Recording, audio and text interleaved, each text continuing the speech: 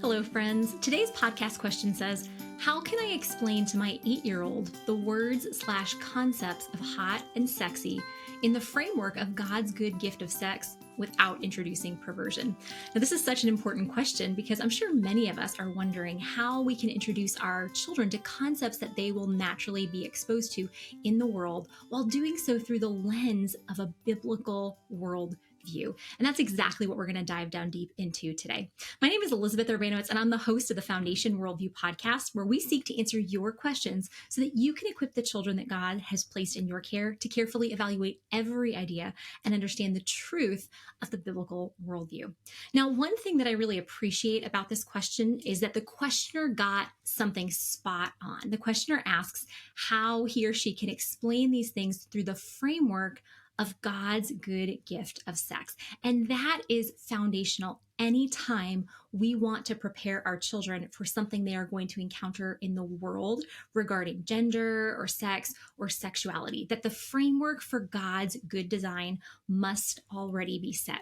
For those of you who have listened to the Foundation Worldview podcast faithfully, you know that we typically recommend that the first of many sex talks be had at the age of 3 or 4. And we have other resources that you can go to hear the explanation of why we recommend this. But one of the main reasons for this is parents want their children to view them as the expert. We don't want our children running off to friends or to Google or to who knows where to find out answers to questions about sex and sexuality. And the first person that we hear about a topic from, we view that person naturally as the expert. So when we have the first talk with our children about sex and sexuality, when they've never heard of the concept before, they're naturally going to come to us with their questions about the topic. And so we really want that. We also want to make sure that the first time our children hear about sex, they hear it in a positive context, that it's not just, no, don't do this, this is bad, but wow, look at this amazing gift that God has given us.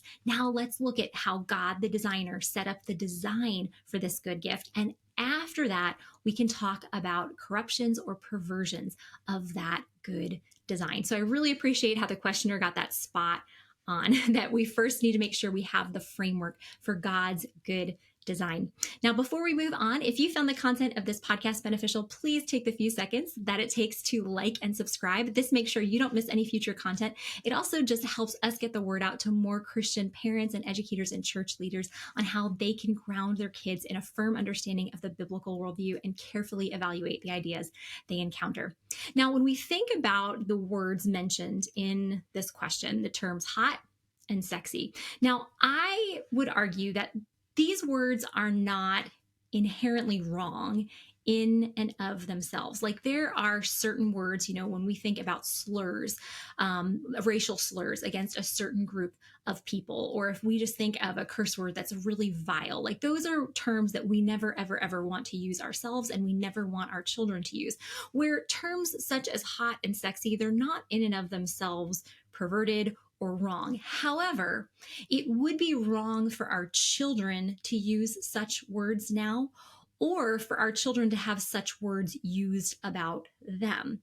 And the reason for that is a child using such terms, or a child having such terms used about him or her, would really be objectifying, that it's just someone looking at someone else as an object solely for sexual pleasure. Now if a husband looks at his wife, or a wife looks at her husband and, flirtatiously says, wow, you look really hot today, or I'm so glad I have such a sexy spouse. Like, that's not inherently a bad thing. Now, there could be cases in which maybe the husband or wife are objectifying one another, and the use of such terms is not a God-honoring thing. However, those terms could be used in a way that is appropriate within the covenant of marriage. And so what we want to explain to our kids is, first of all, that we are going, after we've laid that positive biblical theology for sex and sexuality, then what we want to do is we want to help them understand that they are going to understand, or that they are going to encounter some deviations from God's good design for sex and sexuality. Now, in our curriculum, God's Good Design, which is for children 4 on up, the way that we explain this is in a few different lessons. And in the first lesson, our big truth is that sin corrupts God's good design. And we have the kids practice that saying over and over and over, like we do in all of our 4+ curriculum. So they practice over and over saying sin corrupts God's good design. And we explain that corrupt means to ruin or to destroy. And so we can give kids a really simple example. You can have them paint a picture or make something with Play-Doh and then say, okay, now what I want you to do is I want you to ruin or destroy that painting or that, Play-Doh animal or whatever it is. And then have them see, okay, what does it mean to ruin or destroy? Okay, it means to get rid of it, to make it so that it's not how the artist or the creator intended it. And so then we can make that connection, say, yes, and this is what sin is. Sin is rebelling against God, and it corrupts, ruins, or destroys God's good design. And we then explain to kids in the God's good design curriculum that there are many ways in which they are going to see sin corrupting God's good design. And sin isn't just out there in the world. Sin is here within human hearts because we have inherited Adam's sin and we choose to sin every day. And so then in that curriculum, what we do is we explain several different ways that sin corrupts God's good design. We say because of sin, not all pictures are good pictures. Because of sin, not all touch is good touch. And then what I think that we do in that curriculum that could really apply in this situation with these words is teaching children the truth. Because of sin, we often reject or ignore God's good design. So again, because of sin, we often reject or ignore God's good design. And then we can talk about ways that we've seen ourselves rejecting or ignoring God's good design. You as the parent can explain, do you remember when I got really frustrated with you the other day when you did this and then I yelled at you? I was rejecting and ignoring God's good design for me as the parent. I did need to punish you because you sinned, but I should not have punished you out of anger. And you can talk about ways that, each of you in the past has rejected or ignored God's good design. And then in this situation, when thinking about words such as hot and sexy, we can discuss with our kids how because of sin, we often do not look at other people as God has commanded us to. Another important truth for our kids to know that we do cover in that God's good design curriculum is that humans are created in God's image. And so we often don't treat others as God's image bearers. And sometimes we only focus on how people look. And we don't focus on who they are, on who God made them to be. And so this is the point after you've talked about, sin corrupting God's good design. And because of sin, we often reject or ignore God's good design. And then how because of sin, we often don't look at other people as God's image bearers.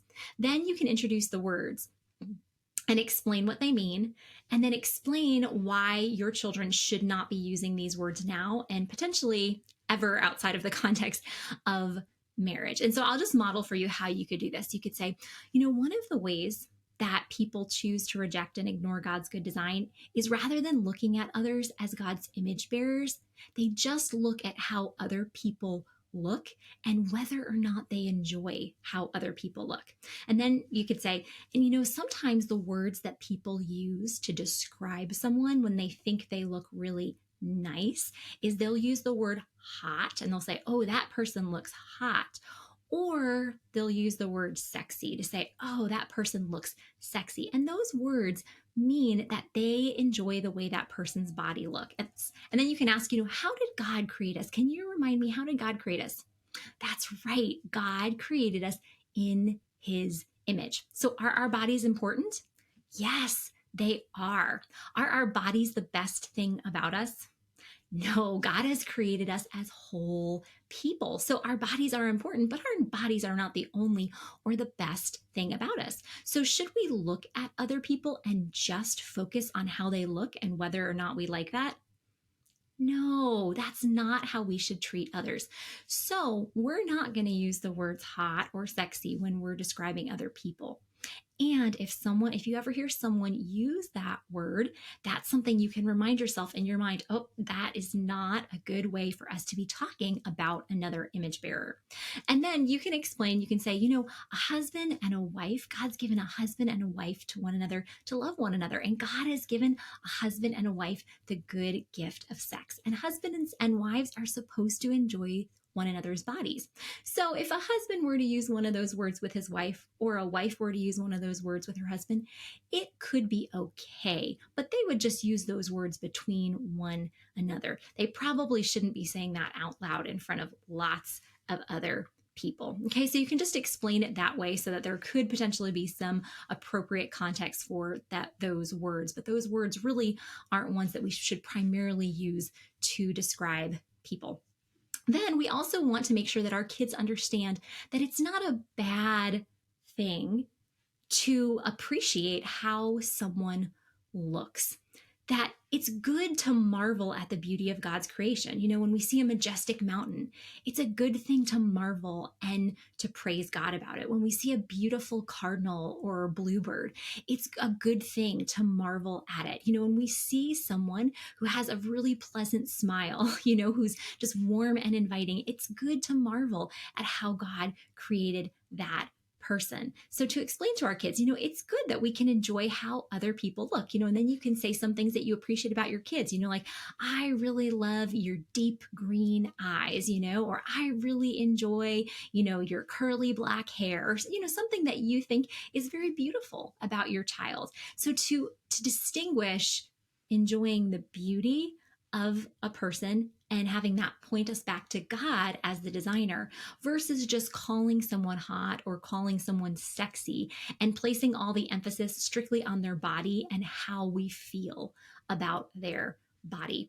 Highly recommend to the questioner and to anyone else listening who has a child, you know, ages basically 4 to 8-ish, that you check out our God's Good Design curriculum, because what we do in that 30 lesson curriculum is going to lay the foundation so that these conversations can just happen naturally. And so your children have a deep, biblically grounded understanding of God's good design for them, God's good design for relationships, God's good design for sex, God's good design for marriage, and God's good design for family. So highly recommend you check that out. And then as we close our time, I wanted to read a liturgy from this book, Every Moment Holy.